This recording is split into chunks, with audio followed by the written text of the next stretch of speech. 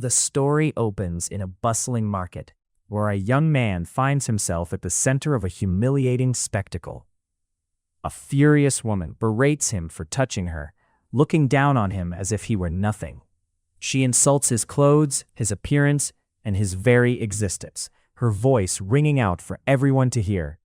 For the young man, Uche, a graduate struggling to make ends meet, the public shaming is a painful reminder of his dire situation. He feels embarrassed and powerless, his world shrinking with every insult. Moments later, the conflict shifts from public to private. Uche tries talking to his girlfriend Linda about the humiliation from earlier, but she is just glued to her phone, not listening to a word. He took the phone from her and found messages, flirtatious exchanges with a wealthy man known only as Chief. The truth comes tumbling out. Uche realizes that the new clothes, the new phone, and the lavish lifestyle he couldn't explain were all funded by this man.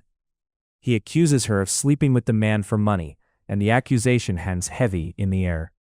Linda tries to downplay it, calling it mere flirting, but the evidence is undeniable. The argument explodes. Linda questions how he could afford her lifestyle when they both knew he didn't have a job. The uncle she'd been mentioning was a lie. Linda, cornered and defensive, lashes out.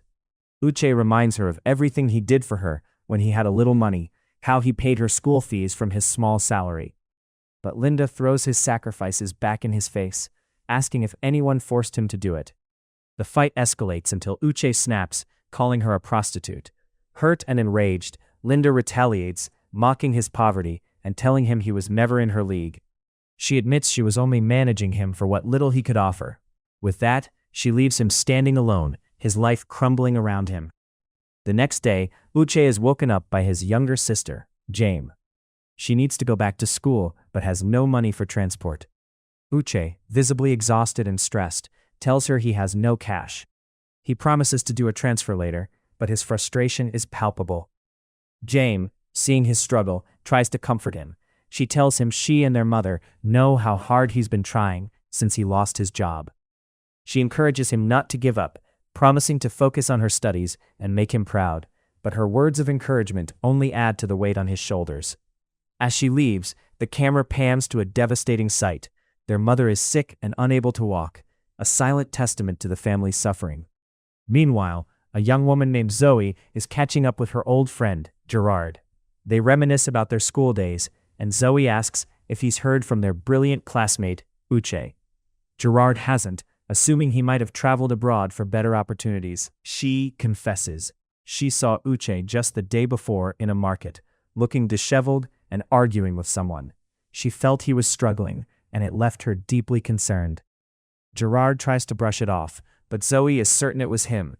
She can't shake the feeling that something is terribly wrong. Uche's world continues to spiral downward. He's at the hospital with his mother, where a doctor delivers devastating news. A scan has revealed a tumor in her brain, requiring urgent and expensive surgery, a staggering 10 to 15 million naira. Uche is in shock. He tells the doctor he can barely afford food, let alone a surgery of that magnitude. The doctor is sympathetic but firm. Without the surgery, the tumor will grow. He advises Uche to go home and relax, but for Uche, there is no escape.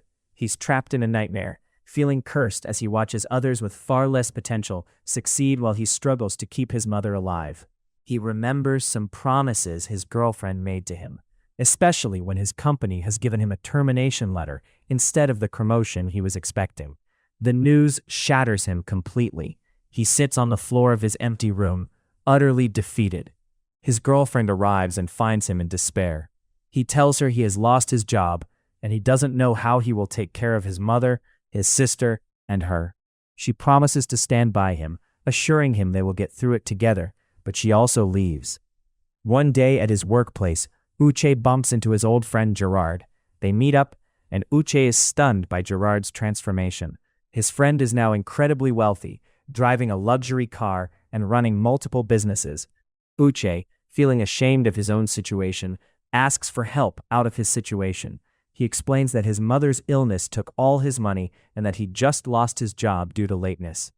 Gerard listens patiently before surprising him completely. He tells Uche to keep the 1 million naira he wanted to withdraw from him, insisting it's a gift. Overwhelmed, Uche can hardly believe it. Gerard then offers him a job in his real estate company, giving him a chance to get back on his feet. As they talk, Gerard mentions that he recently ran into Uche's old school crush, Zoe. He reveals that Zoe came to his office looking for him, worried after seeing him in the market. Uche is surprised, but also a little embarrassed, assuming Zoe would be married with kids by now. But Gerard tells him she isn't, and that she was genuinely concerned. He encourages Uche to focus on his new job and reassures him that his problems are over. Filled with a renewed sense of hope, Uche goes to his mother's bedside. He brings her food and tells her the good news: he's gotten a job in real estate. His mother is overjoyed, her face lighting up with happiness. She tells him he will not just sell one property, but many, and that God will bless his work. For the first time in a long time, Uche feels like things might finally be turning around.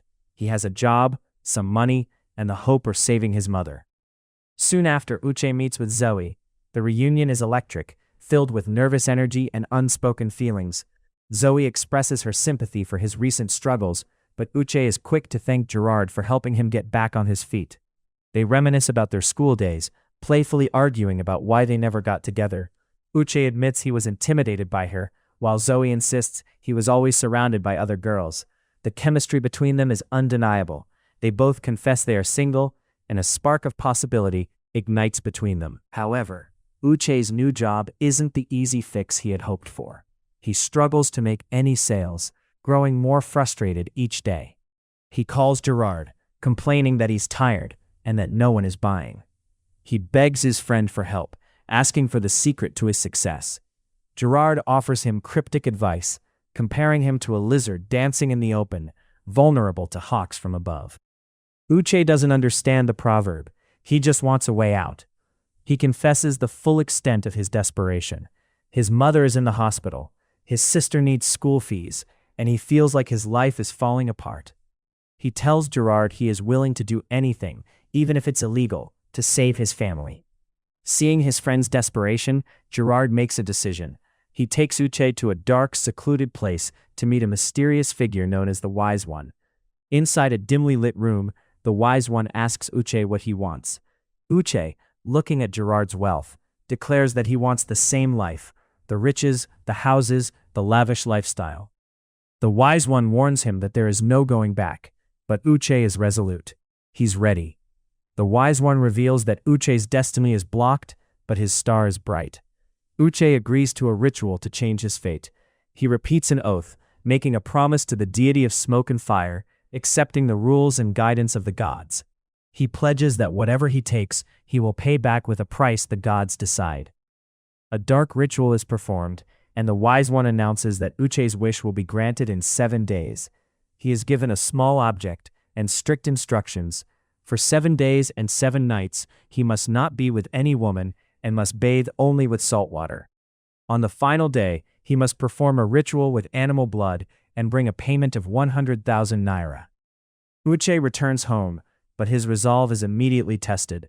His ex-girlfriend, Linda, appears at his door, claiming she misses him. She tries to seduce him, telling him he could use her wealthy suitor for money to pay for his mother's bills.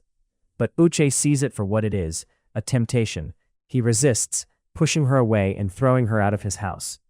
The next day, his sister calls again, pleading for money. He tells her to borrow from someone, promising to pay it back the following week with enough to cover her whole semester. He's banking on a future that hasn't yet arrived. After 7 days, Uche returns to the Wise One for the final ritual.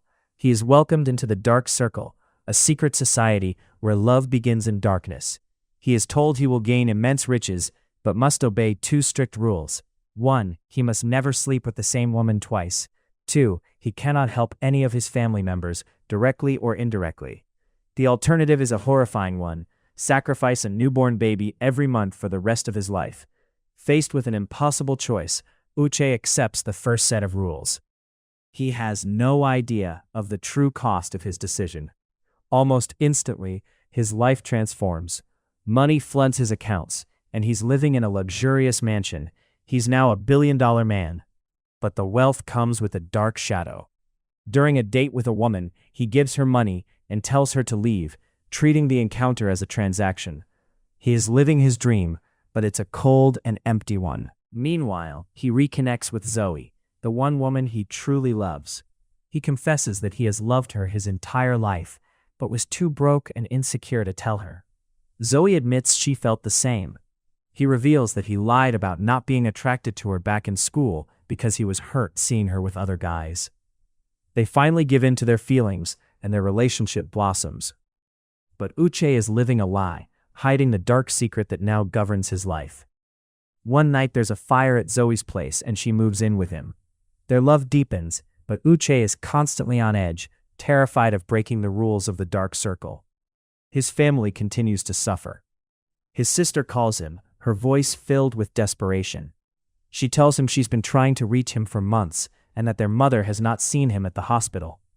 Uche, torn between his love for his family and the fear of the god's wrath, dismisses her, claiming he is busy with work. He promises to talk to them soon, but it's an empty promise. His past comes back to haunt him when his ex Linda shows up at his mansion. She tries to rekindle their relationship, claiming she always believed in him. But Uche sees through her greed. He tells her to leave, but she persists, trying to seduce him. He coldly rejects her, and she spends the night, trying to force her way back into his life. The next morning, he kicks her out, making it clear that she is no longer welcome. His relationship with Zoe becomes more serious, but it's a constant struggle. One night, after they make love, she wants to be with him again. Uche freezes. He can't sleep with her twice. He stops abruptly, leaving Zoe confused and hurt. She accuses him of not finding her attractive, and the argument escalates. Desperate to keep her, Uche tells her he's been with many women, but with her it's different. He confesses he wants to marry her. His heartfelt confession works, and Zoe agrees, unaware of the terrifying reason behind his hesitation. His mother's health continues to decline, and his sister grows more desperate. Their mother hasn't seen or heard from him in months. But Uche is trapped. He can't help them. To circumvent the rules, he asks Zoe to send money to his sister, pretending it's for a random person in need. But this act of deception soon unravels. His sister is robbed and assaulted, a tragic consequence of the world he's now a part of. Uche's lies begin to catch up with him when Zoe decides to plan their wedding. She asks to meet his family, but Uche tells her they are all dead. Zoe is heartbroken for him, completely unaware that he is lying to protect his dark secret. The lies weigh heavily on him, and he becomes increasingly paranoid. He receives a strange ornate box, a gift from the gods, and is told he must keep it in an open space.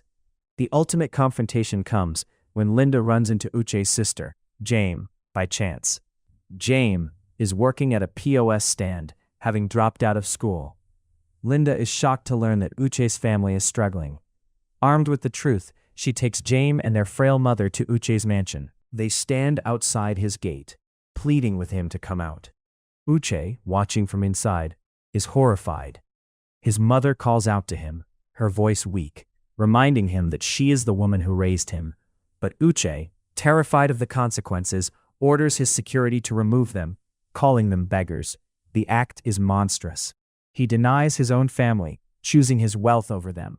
The weight of his choices crushes him. His life is a mess, and he is living in misery, all because of the wealth he craved. The final, devastating blow comes when his sister appears at his house once more. Her face is a mask of grief. She tells him their mother is dead. She passed away knowing her son was rich, but had abandoned her. The news shatters Uche completely. His sister, consumed by rage and sorrow, tells him he is dead to her, and that she will kill him herself. She leaves him alone in his massive, empty house, with nothing but his blood money. Consumed by guilt, Uche breaks down. He begs the gods to take everything back, the money, the houses, the cars. He wants his old life, his struggles, his family. But the wise one appears, telling him an oath cannot be broken. This is his life now. The film ends with a haunting monologue from Uche. He realizes that in his desperation to escape suffering, he entered a darkness that took away everything he truly needed. He leaves all his wealth to a home for orphan children, hoping the money can finally do something worthy. As his voice fades, it's clear he has lost everything: his soul, his family, and the only woman he ever loved, all for a fortune that brought him nothing but pain. If you enjoy recaps like this, don't forget to like, share, and subscribe. And watch this next one, A Place With You, a love story of a handsome city guy and an illiterate village young widow.